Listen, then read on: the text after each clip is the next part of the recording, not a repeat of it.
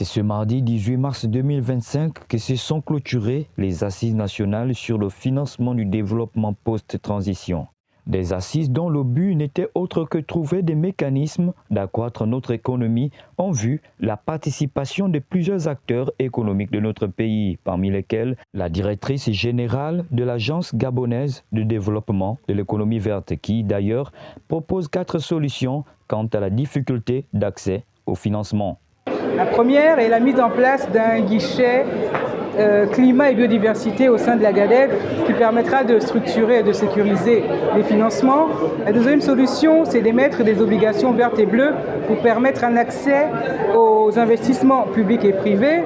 La troisième solution serait de mettre en place un registre des crédits carbone national qui va nous permettre de garantir la transparence et l'intégrité des transactions que nous réaliserons. Et enfin, la dernière solution, c'est d'accompagner les porteurs de projets à fort impact environnemental et social en leur permettant d'avoir des garanties publiques.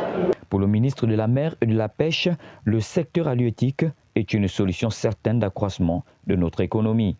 Nous avons un potentiel halieutique qui n'est pas à présenter. Nous avons une côte qui s'étend sur plus de 900 km de côte et donc le potentiel halieutique pourrait regorger des milliers d'emplois, aussi bien au niveau de Libreville que dans les différentes localités. Nous pourrons réussir à freiner l'exode rural et également permettre à ce que l'économie du Gabon puisse connaître un essor digne et puis participer de façon compétitive à l'économie du Gabon après la transition, et ça matcherait en droite ligne avec la vision du chef de l'État. Et le patron de l'économie de manifester sa reconnaissance à l'endroit de sa hiérarchie qui a permis la tenue de ces assises.